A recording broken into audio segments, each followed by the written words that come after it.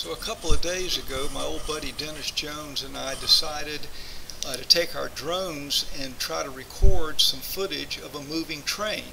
Seemed like that'd be a lot of fun. So anyway, we headed down to Locust Grove. The reason we went down there, I used to work at Locust Grove, did some eye exams, a little optical there, right there on Main Street. That was years ago, but I used to marvel at how frequently trains would go by the Main Street area there.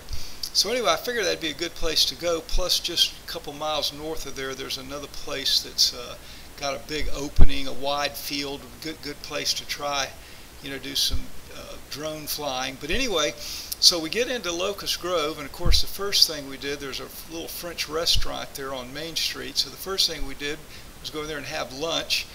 I think I had the chicken salad with pecans on a croissant. But then, and this is how you really, it's a good French restaurant. I had French fries. I mean, if you really want good French fries, of course, you got to go to a French restaurant. But anyway, I digress. So anyway, as soon as we get out of the restaurant, we were just going to fire the drones up and just kind of fly around the town area for a few minutes, and dadgum, here comes a train. And I'm not kidding you, it's exciting, when you hear that, the whistle or horn or whatever coming, and man, when you're near them, they are loud, by the way. But we were right there on the left. I think you can see us over there in that parking lot area. But anyway, that was very exciting. But then we packed our gear and we headed maybe about 3 miles north, same railroad track. But anyway, but now it's in a clearing, so we were trying to get further away from it and try to different techniques. We're sliding with the train. See, the drone's actually moving kind of left to right at this point. Although, I didn't do a very good job. Now, I thought I was more parallel with it, so I ended up kind of, getting on top of it. I meant to just kind of go along the side. That's better there, for example. But anyway, kind of an interesting, videographic technique, I guess, drone technique.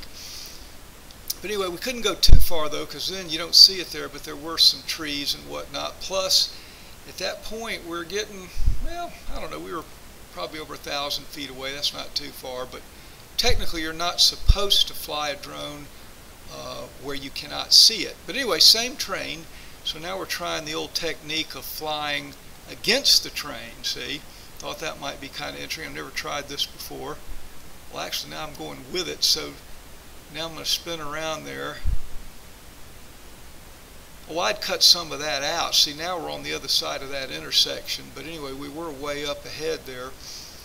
But anyway, I got the hammer down, but that train's rapidly getting away from me, plus I'm kind of getting off the track, sort of literally and figuratively. But we were right over there on the right is where we were. Now, notice this other train. Now, this time we had to wait about an hour and 15 minutes for the next train to come along, but you got a friend with you, sit around telling jokes and lies and stuff. It's a lot of fun, so time went by fast. But anyway, now the exposure's better on that one, so it's better illuminated. But notice that train's traveling the other direction.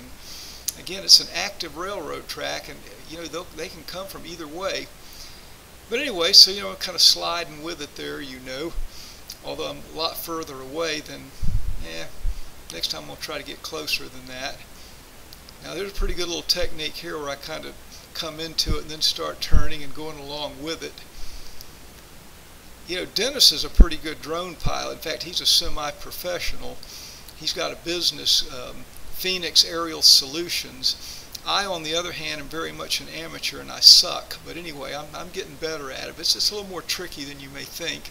You're trying to look at this little iPad thing that's not very big and it's not very well illuminated. But anyway, when I got to those trees, I couldn't tell if I was over them or not. So I kind of chickened out and stopped right there. But the train's really now getting to the end of it. See, in fact, that was the end of it. Now it's long gone because I ain't going to go that direction anymore. So now I'm just trying to fly back, head back to our base camp, which is over there again on the right. That big building on the left there, by the way, appears to be kind of abandoned. I don't know what the story is there, but it'd be a good place. I'm going to probably come back there one day, try this again. But anyway, you'll see our car, little white car parked over there far to the right. That's where we are. Now we're coming in, so you can see me and Dennis standing there.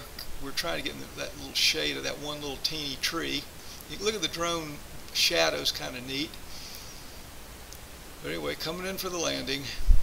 That was the last train we did, so we took photos or video about three different trains. But anyway, so now we're setting it down. Kind of a hard landing there, but Houston, the Eagle, has landed.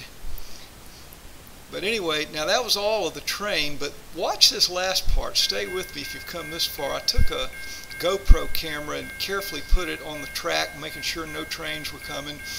And anyway, I think it's kind of cool, but anyway, just watch it to the end, and I think you'll be glad you did. Anyway, over and out. Talk to you later.